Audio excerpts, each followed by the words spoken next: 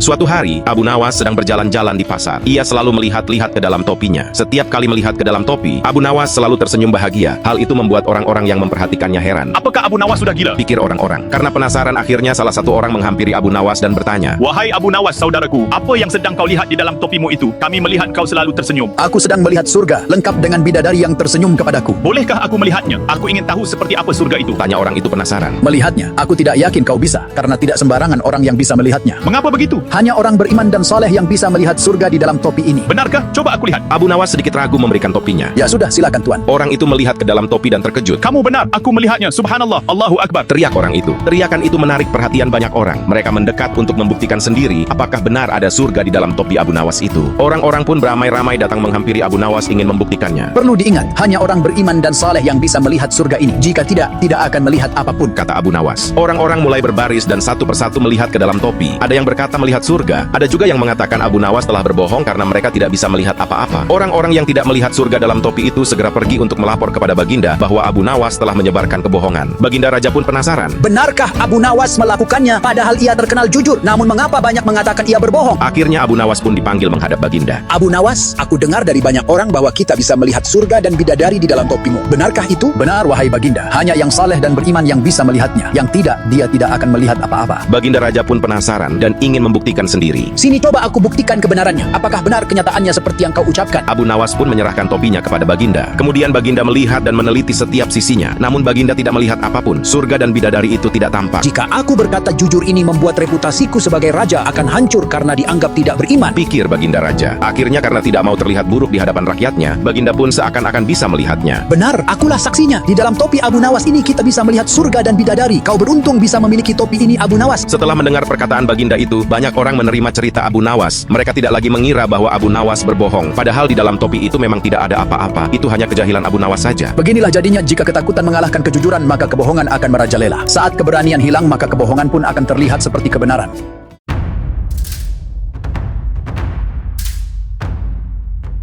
Dengan persiapan bekal yang ada, Abu Nawas melakukan perjalanan panjang. Ia melewati beberapa kota dan masuklah di sebuah desa. Di tengah perjalanan, Abu Nawas merasa lapar. Ia membuka bekal yang dibawa dari rumah, tetapi sayangnya bekal itu sudah habis karena dimakan saat beristirahat sebelumnya. Saat memeriksa kantong uangnya, ternyata hanya tersisa sedikit, padahal perjalanannya masih jauh. Kalau aku memakai uang ini untuk makan, perjalanan tak bisa kulanjutkan. Gumam Abu Nawas. Meski tubuhnya lemas, Abu Nawas tetap melangkah perlahan. Namun, ketika melihat kedai yang ramai, Abu Nawas tak bisa menahan diri dan menghampiri kedai itu. Dari dapur, aroma makanan yang lezat tercium. Abu Nawas menghirupnya sambil menikmati dan membayangkan rasanya, bahkan berkali-kali sampai merasa puas. Dengan begini pun aku sudah merasa kenyang. Setelah puas, Abu Nawas meninggalkan kedai dengan senyum tipis di bibir dan melanjutkan perjalanannya. Namun, belum beberapa langkah berjalan, pemilik kedai memanggilnya. Hei, mau kemana kau? Bayar dulu dong. Teriak pemilik kedai. Abu Nawas berhenti, sedikit heran karena ia sama sekali tidak makan atau minum di kedai itu. Bayarlah, enak saja engkau pergi begitu. Dengan tenang, Abu Nawas menengok dan kembali melangkah ke kedai. Pemilik kedai berkata, Enak saja kau ini, pergi begitu saja tanpa membayar. Bayar dulu baru kau boleh pergi. Abu Nawas mengangguk setuju tanpa mengucap sepatah kata pun. Kemudian Abu Nawas mulai mengambil kantong uangnya. Tetapi Abu Nawas hanya diam saja, tidak memberikan uangnya kepada si pemilik kedai. Ayo cepat bayar. Sebentar, tuan. Abu Nawas tetap tidak memberikan uangnya, melainkan hanya mengocok kantong uangnya sehingga terdengar suara gemerincing saja. Tuan, jangan bercanda denganku. Cepat bayar atau ku teriakin kau maling. Ini aku sedang membayarnya, tuan. Kata Abu Nawas sambil terus mengocok kantong uangnya yang berisi recehan. Pemilik kedai makin bingung dan marah. Mana uangnya? Dari tadi aku hanya mendengar suaranya. Cepat kau bayar. Kata pemilik kedai mulai geram. Tuan, ini aku sedang membayarnya dengan suara saja. Karena di kedaimu ini aku dapat merasakan baunya saja. Jadi, dengan cara inilah aku membayar kepadamu. Mendengar perkataan Abu Nawas itu, pemilik kedai pun merasa malu. Rupanya ia telah salah. Padahal tadi sudah lantang sekali menagih kepada Abu Nawas. Ya sudah, aku minta maaf kepadamu. Kukira kau jadi makan di kedai ini. Tidak apa, wahai tuan. Jawab Abu Nawas sambil tersenyum, dan Abu Nawas pun melanjutkan perjalanannya.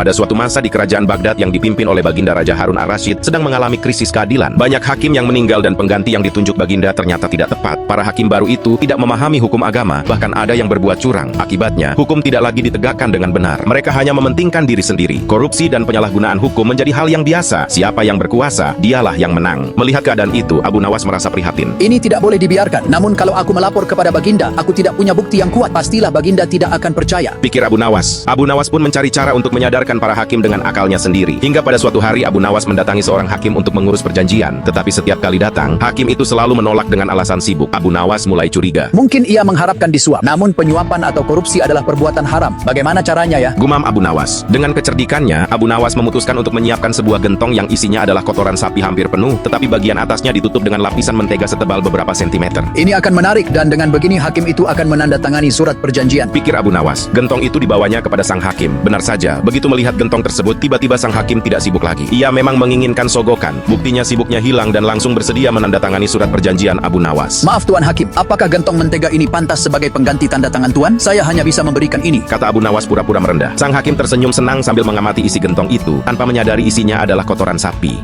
Jangan terlalu dalam memikirkan hal itu, asalkan ini bisa membantu, kata sang hakim. Karena penasaran, hakim itu mencolek sedikit mentega dengan ujung jarinya, lalu mencicipi dan berkata, enak sekali mentega ini, tidak sia-sia bekerja sama denganmu Abu Nawas. Tentu sesuai dengan ucapanmu, jangan terlalu dalam mencolek menteganya, jawab Abu Nawas sambil tertawa puas. Hakim hanya mengangguk, tidak tahu maksud sebenarnya. Karena takut ketahuan, Abu Nawas kemudian berpamitan, meninggalkan hakim yang merasa puas dengan hadiah itu. Abu Nawas senang bisa mendapatkan tanda tangan sang hakim. Namun lebih menyenangkan lagi, Abu Nawas berhasil mengerjai hakim si tukang korupsi itu. Dengan hati gembira, sang hakim membawa gentong mentega itu pulang. Ia mengajak istri dan anak-anaknya makan bersama. Pada awalnya, mereka menikmati mentega yang manis dan gurih. Namun, setelah lapisan mentega habis, mereka mulai memakan kotoran sapi. Dan mereka baru sadar, apa ini busuk sekali seperti kotoran sapi. Sang hakim dan keluarga berusaha memuntahkan kotoran hewan yang termakan. Namun tidak bisa. Saat itu barulah sang hakim sadar bahwa itu adalah cara Abu Nawas untuk menyadarkannya. Sang hakim merasa malu dan menyesal menyalahgunakan kekuasaan yang seharusnya digunakan untuk menegakkan keadilan, namun malah sebaliknya, ia korupsi dan menyalahgunakan jabatan demi keuntungan pribadi.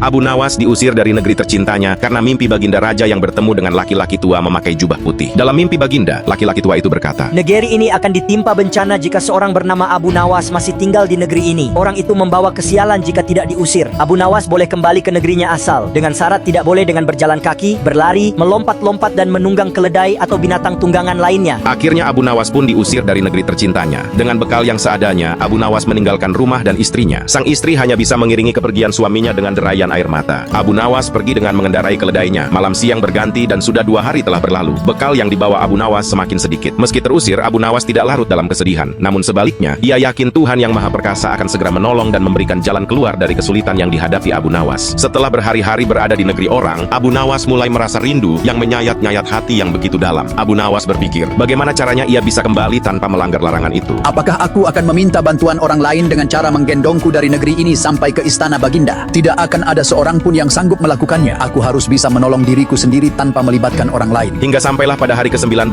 Abu Nawas akhirnya mendapat cara yang tidak termasuk larangan Baginda. Abu Nawas pun menyiapkan segalanya, lalu berangkat pulang. Hatinya dipenuhi rasa rindu bercampur bahagia, sebab kampung halamannya sudah dekat. Kabar kembalinya Abu Nawas menyebar dengan cepat. Penduduk negeri sangat gembira mengetahui kepulangan Abu Nawas. Kabar kepulangan Abu Nawas itu pun juga sampai ke telinga Baginda Raja. Baginda juga merasa gembira mendengar berita itu, namun dengan alasan yang berbeda. Rakyat gembira melihat Abu Nawas pulang karena mereka memang mencintainya. Sedangkan Baginda gembira karena menurutnya Abu Nawas kali ini pasti tidak bisa menghindari hukuman. Tapi betapa terkejutnya Baginda saat melihat cara Abu Nawas pulang ke negerinya. Ternyata Abu Nawas bergantung di bawah perut keledai. Dengan begitu Abu Nawas tidak melanggar larangan. Ia tidak berjalan, tidak berlari, tidak merangkak, tidak melompat, dan juga tidak menunggang keledai. Abu Nawas pun akhirnya bisa kembali pulang ke negeri tercintanya.